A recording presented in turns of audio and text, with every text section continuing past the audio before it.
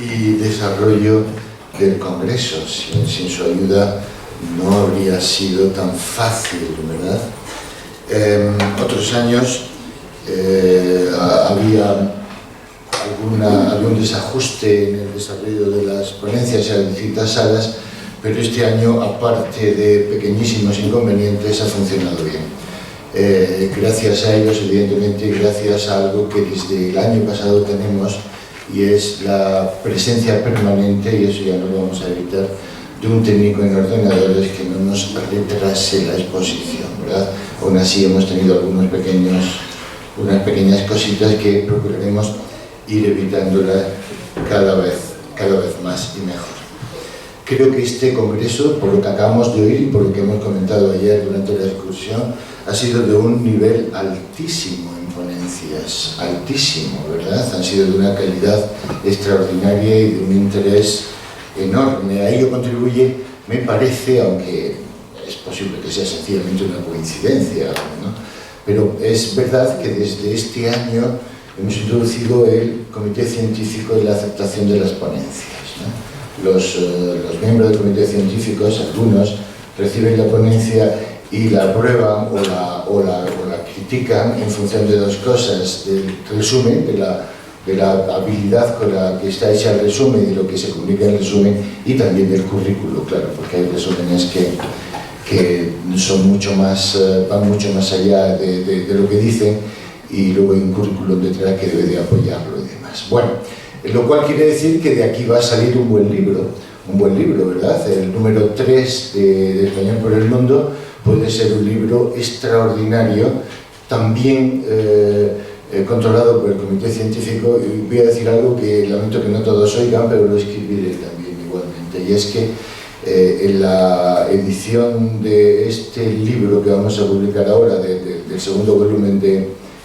Español por el Mundo, tuvimos que rechazar algunos textos, y no siempre porque no fueran buenos, a veces sencillamente porque no cumplían con las normas de un artículo científico, ¿verdad? Y tuvimos que rechazarlo, y es muy difícil rechazar, porque el que se comunica soy yo, y decirle no se puede publicar tu texto, pues es delicado, bastante delicado, pero no tenemos más remedio que hacerlo así, pasar por el comité en una revisión anónima y por pares, y aceptar lo que acepte el Comité Científico. Muchísimas gracias de nuevo, y cerramos este capítulo y abrimos el de la conferencia de clausura a cargo de la doctora Echeverría.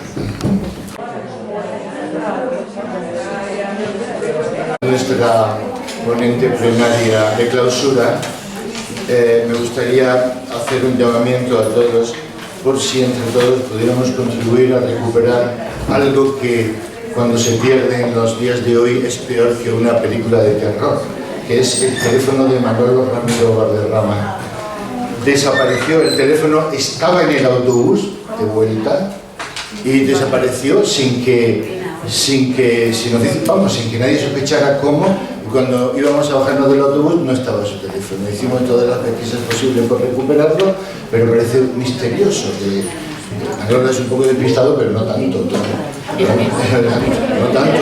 Así que si alguien sabe algo sobre el teléfono de Manolo, que por favor le dé una pista para que pueda recuperarlo.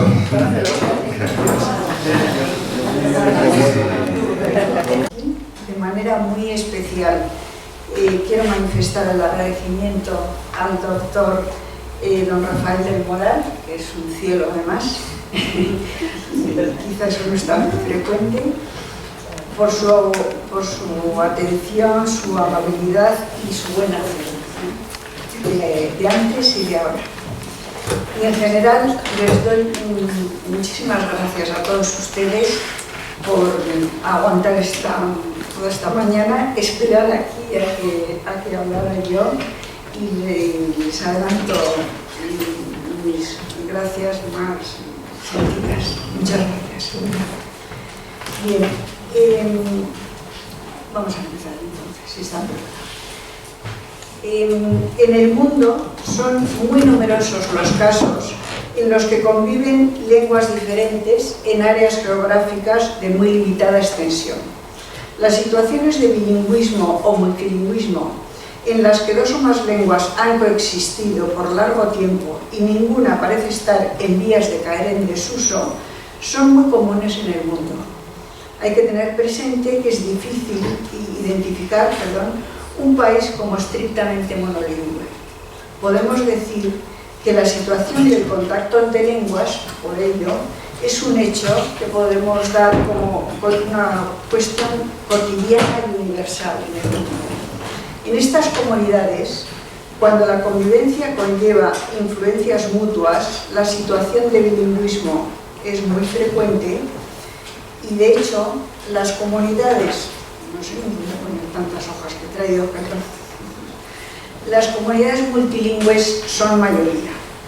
Pensemos que existen en el mundo algo más de 6.700 lenguas bien censadas y caracterizadas, pero solo unos 200 estados nacionales, concretamente 193. El contacto de lenguas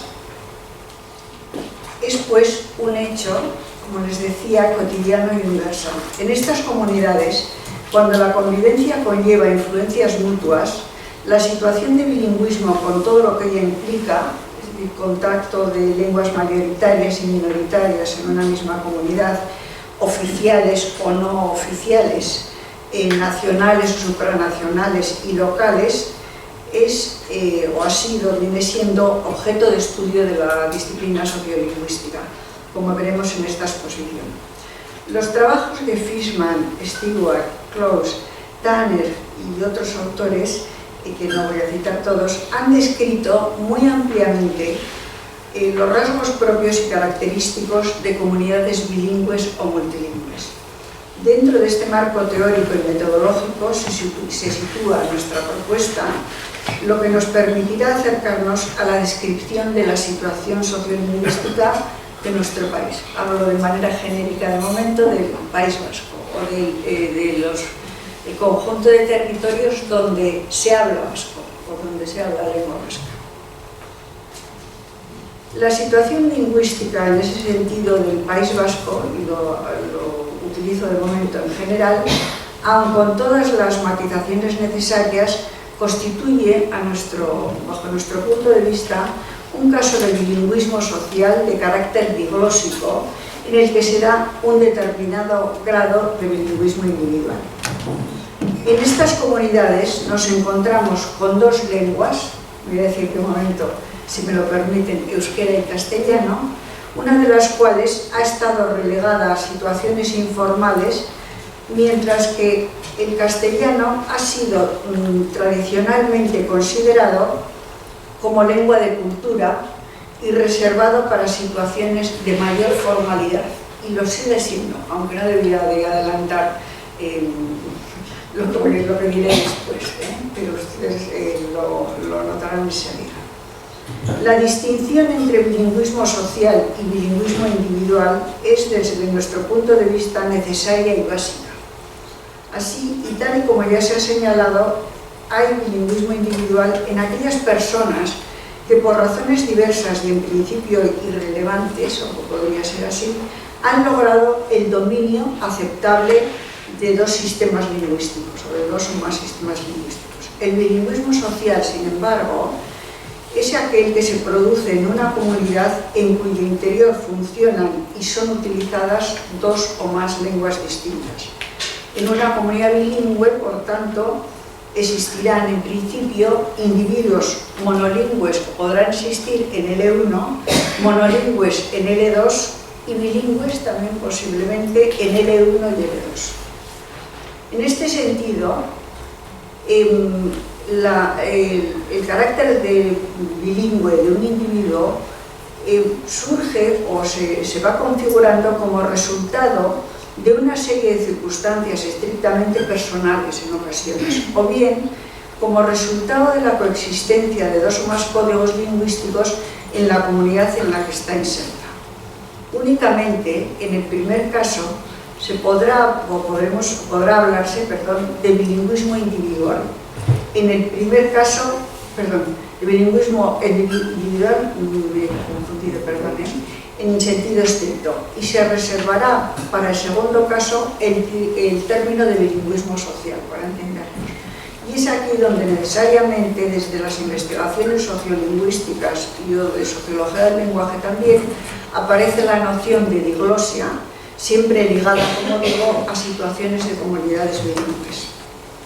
Ante la multiplicidad de usos que este término ha tenido, únicamente me limitaré a señalar que desde nuestro punto de vista puede existir diglosia en aquellas comunidades caracterizadas como monolingües, en principio, en las que aparecen dos o más lenguas o variedades distintas, diversificadas social y funcionalmente. Y que esta es un poco la clave de lo que yo voy a caracterizar después.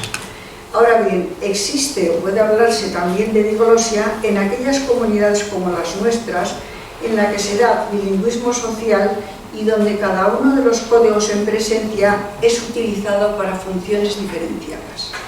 Al igual que en el caso anterior, una de las lenguas es sentida como, voy a darle el nombre de A o alta, con funciones en ese sentido determinadas, y la otra como lengua B, o lo que solemos llamar nosotros lengua B o baja.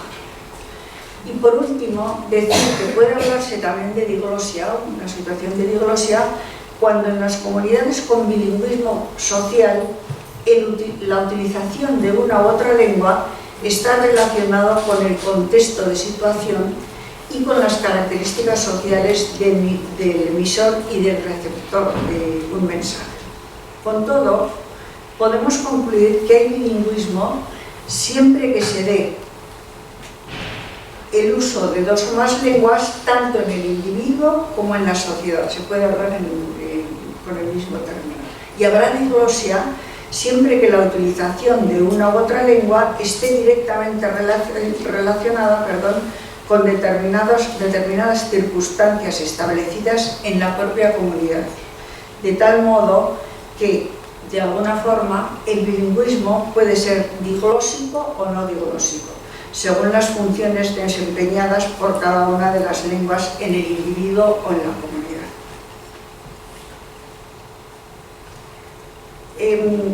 Vamos a pasar ahora, que habla vasca, los que han tenido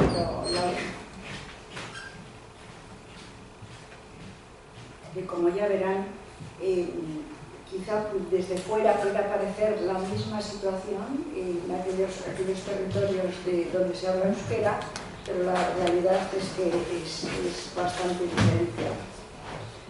La comunidad autónoma del País Vasco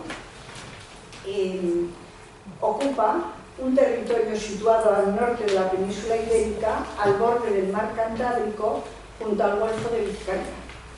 Tiene una extensión en torno a 7.000 y pico, no voy a especificar demasiado, y una población de 2.200.282 habitantes.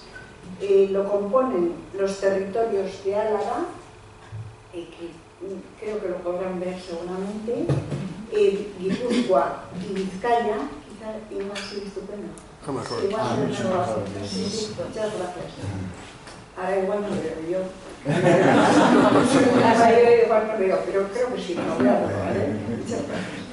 Por su pasado, su historia, su lengua y su tradición cultural, la del país de la Comunidad Autónoma Vasca, o lo que llamamos la Comunidad Autónoma Vasca, está estrechamente ligado con el resto de los otros territorios donde también se habla la lengua vasca. Navarra, por un lado, en el marco del Estado español, y que es la parte de abajo, ya está el fondo,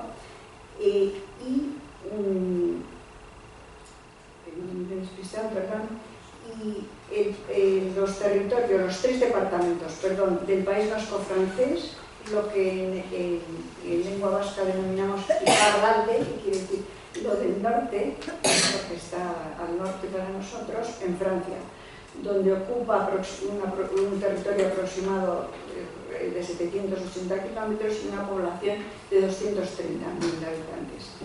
Así se denomina o se suele denominar Euskal Herria, que quiere decir País Vasco, en castellano o en español, al conjunto de territorios, los 3 territorios, digamos, donde se habla la lengua vasca. Situada al norte de la península, lindando al este con la comunidad autónoma del País Vasco y al norte con los Pirineos con Francia, ocupa una extensión de 10.000 y pico kilómetros. Su población es en torno a 650.000 habitantes y su capital, como conocerán algunos de ustedes, o muchos de ustedes, es Pamplona, para nosotros en euskera Iruña, que es la denominación original, y en euskera, naturalmente. Como acabamos de señalar, es un territorio donde también se habla vasco y forma parte, por ello, de los territorios, de los llamados territorios de Euskal Herria o del País Vasco, si se quiere decir en español.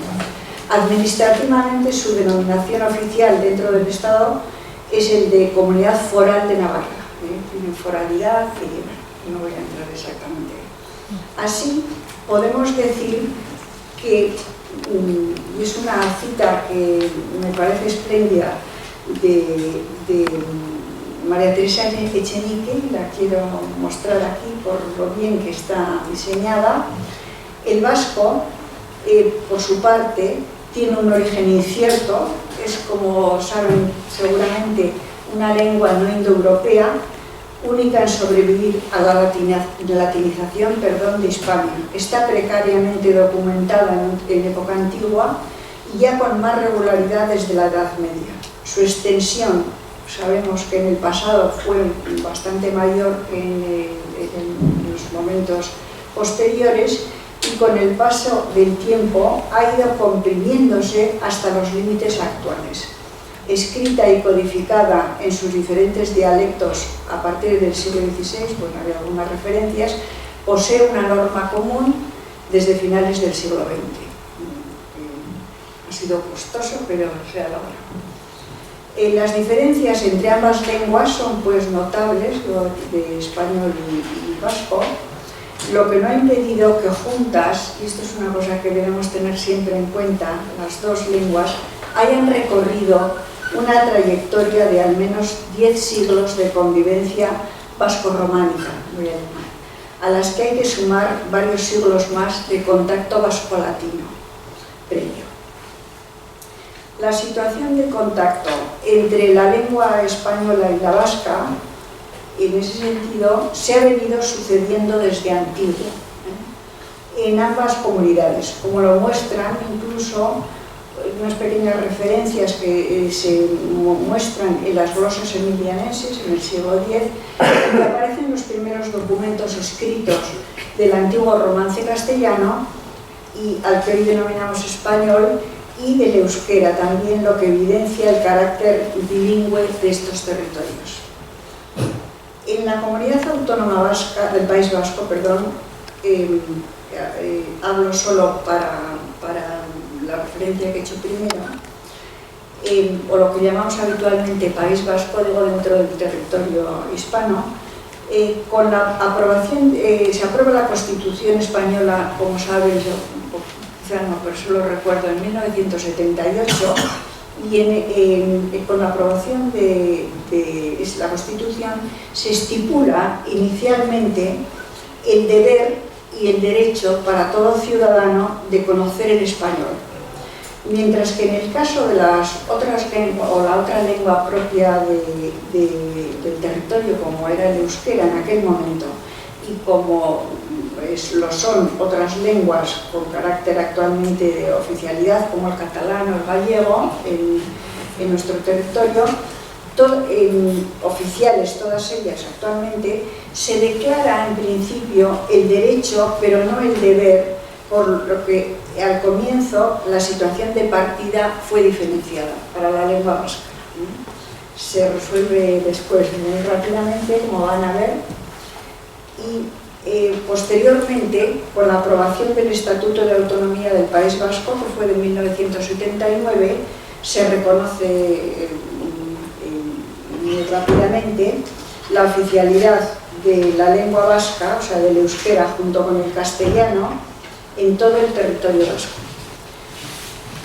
De hecho, supone el reconocimiento, y por muy importante por supuesto, de la lengua vasca como elemento integrador, y así se recoge, de todos los ciudadanos del País Vasco, y se incorpora al ordenamiento jurídico vasco, que es un poquito especial, voy a decirlo así, los derechos de los ciudadanos vascos en materia lingüística, particularmente a expresarse en cualquiera de las dos lenguas oficiales, es decir, en euskera y castellano.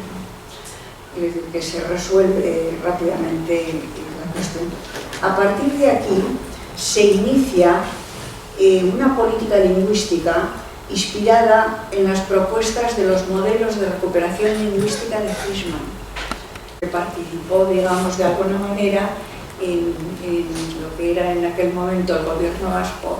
Estuvo aquí durante mucho tiempo, canalizó y permitió, con su ayuda y con su saber también, que fuera marchando el programa, digamos, con el que había que después trabajar para tratar de llevar a cabo, les estoy adelantando, pero bueno, para poder de alguna manera facilitar el acceso a la lengua vasca de muchos hablantes que no la tenían y que luego la han tenido, sobre todo en las generaciones más jóvenes. Siguiendo el modelo propuesto por este autor, por Frisman, se fueron poniendo en marcha de manera progresiva programas que van a tener luego un valor relativamente importante para el crecimiento de los hablantes de euskera, programas con la finalidad de introducir la lengua vasca en la escuela. Luego les diré con qué detalle además. También se promueve de una manera decidida por parte del gobierno vasco la enseñanza de la lengua a adultos, así como también se ponen en marcha programas destinados a promover el conocimiento y uso del euskera en el mundo sociolaboral, en el que tenía otro tipo de funciones, no estaba incorporado, en los medios de comunicación y en la administración pública. Son medidas habituales y clásicas en los procesos de recuperación lingüística de cualquier otro territorio, de cualquier otra lengua. Les voy a citar una porque ha tenido una repercusión importante. Entre las medidas adoptadas durante estos últimos 25 o 30 años, que es cuando se empieza, digamos, y en el momento en el que estamos ahora, voy a destacar un decreto, el decreto 138 que se publica en 1983 del Departamento de Educación y Cultura del Gobierno Vasco, que regula el uso de las dos lenguas oficiales en la enseñanza no universitaria. Esto va a ser un paso decisivo para los más jóvenes en la recuperación. Eso es, en la enseñanza obligatoria. Se establecen 3 modelos educativos, que son lo que se llama habitualmente el modelo A, en el que la lengua de enseñanza es el español, que se hace la clase, digamos, básicamente en español, y el euskera se utiliza como una materia más, quiero decir, con 4 horas semanales o una cosa de ese tipo. El modelo D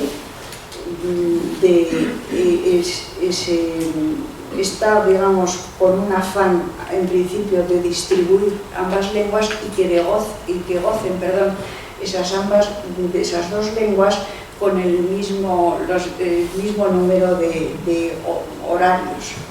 Es decir, el euskera como lengua vehicular y el castellano como una materia. Perdón, me he equivocado. El modelo B, que no lo había leído, igual proporción de euskera y de castellano, que es el que se acaba de decir. Y el modelo D, que ya es dar la vuelta, digamos, a la primera, que es el euskera o la lengua vasca como lengua vehicular para todas las materias, y el castellano únicamente se utiliza como una materia más, es decir, con una dedicación de 4 o 5 horas semanales. Por otra parte, corresponderá, y se indica también en este decreto, a los padres la elección del modelo lingüístico en el que se quiere escolarizar a sus hijos. Voy a pasar ahora a mostrarles, para que se hagan una idea, si puede ser lo más completa posible, pero haciendo intervenir distintos elementos, en qué situación podemos caracterizar de una manera relativamente rápida la competencia lingüística con la que nos encontráramos en los territorios de habla vasca. Especialmente voy a ocupar de la Comunidad Autónoma Vasca y de Navarra. Aunque no dejo, quiero decir que conozco y sé cuál es la situación, por supuesto, de los territorios de habla vasca en Francia, que son tres territorios relativamente pequeños, pero me voy a centrar específicamente. Según los últimos datos de la sexta encuesta sociolingüística, que se va a publicar en 2017 y ahora está a punto de salir la siguiente, de la población de 16 o más años que vive en el conjunto del territorio del euskera, el 28,4% es vascohablante, el 16,4% son lo que se denominó hablantes, llamados vascohablantes, pero son hablantes pasivos, comprenden pero no hablan, y el 55,2% ni hablan ni comprenden el euskera, es decir, que son los llamados, o lo que se llama en la administración, no vascohablantes. Lo van a ver ahí igual más claramente. Si nosotros consideramos las tres comunidades en relación a la manifestación o la muestra que les he propuesto de los tres territorios, existen notabilísimas diferencias entre las tres comunidades. En la Comunidad Autónoma Vasca, más de un tercio de la población es vascohablante, concretamente el 33,9%. En Navarra lo es 1 de cada 8 habitantes, lo que es el 12,9%. Les voy a pasar a la otra diapositiva, que ahí tienen la comparación de los tres territorios. Y en el País Vasco Norte es 1 de cada 5, es decir, es el 20,5%. También entre los distintos territorios de la Comunidad Autónoma Vasca y del País Vasco Norte, de la zona francesa, existen diferencias importantes en cuanto a los porcentajes de vascohablantes. En la Comunidad Autónoma Vasca, el territorio con mayor porcentaje de vascohablantes es en el que estamos en este momento, que es Guipúzcoa, con un 50,6% de hablantes vascos, de hablantes de español y vasco naturalmente. Le sigue, pero a bastante distancia, Vizcaya, con el 27,6%, y Álava, finalmente, que tiene un 19,2%. Y ocurre lo mismo en el País Vasco Norte, si me permiten, en Francia, donde el porcentaje de vascohablantes en la Baja Navarra y es uno de las zonas, y Suberoa, es del 49,5%, pero el territorio que está junto a ellos, que es la Purdi, que es donde más población tenemos, es solamente del 16%. Por último, decir que la evolución, si nosotros analizamos, o voy a hacerlo muy rápidamente, los últimos entre 25 y 30 años, desde que se ponen en marcha ese tipo ese trabajo de recuperación de la lengua, en el conjunto del territorio del euskera puede decirse que es positiva. Bueno, algunos dirían que es muy positiva. Yo voy a dejarlo en positiva, aunque ahí no sé con exactitud cómo lo he recogido.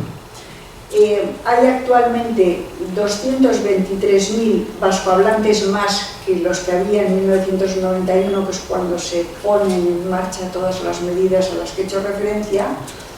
El porcentaje se ha incrementado en 6 puntos. También el porcentaje de vascohablantes pasivos ha experimentado un incremento de casi 9 puntos, lo digo de manera general, en estos últimos 25 o 30 años, y los no vascohablantes, en cambio, como era de esperar, han descendido 15 puntos porcentuales. El descenso del porcentaje de los no vascohablantes y el crecimiento de los vascohablantes, lógicamente, es muy significativo, y esto sí que es un dato que quizá les interese, si tenemos en cuenta los cambios sociodemográficos que ha vivido la sociedad en los últimos años. Por una parte, la población que reside en los territorios del euskera, digo de manera general, Navarra y el País Vasco, la población que reside en los territorios del euskera es una población cada vez, o sea, siendo los más jóvenes, cada vez más envejecida. La tasa de natalidad es muy baja, por lo que el colectivo de jóvenes, que es aquel que tiene un número mayor, un porcentaje mayor de posesión y utilización del euskera, siendo, como les digo, como es el colectivo que reúne mayor porcentaje de vascohablantes, tiene cada vez, y esto hay que decirlo, que no se dice siempre, tiene cada vez menos peso sobre la población total, y no debemos olvidar. La población vascohablante, de manera general, ciertamente ha aumentado en Navarra, y en la comunidad autónoma en la comunidad del País Vasco Norte está descendiendo. Ha estado constantemente en descenso y seguirá estándolo seguramente por tiempo, en razón de la política lingüística, por llamarlo de alguna manera, de Francia y el francés, digamos. Bien, voy a pasar ahora a una pequeña descripción de la presencia histórica del español en el territorio vasco.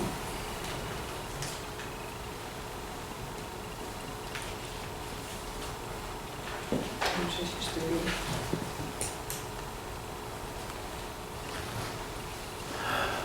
Sí, he pasado una antes, tendría que estar aquí, perdón. Es un poco la sociolingüística de las lenguas en contacto, pero desde el punto de vista un poco histórico. Como ya se ha indicado al inicio, la situación de contacto entre el castellano y el euskera se ha venido sucediendo en la comunidad de habla vasca desde antiguo. Las diversas lenguas habladas en la península, antes de la entrada de los romanos en ella,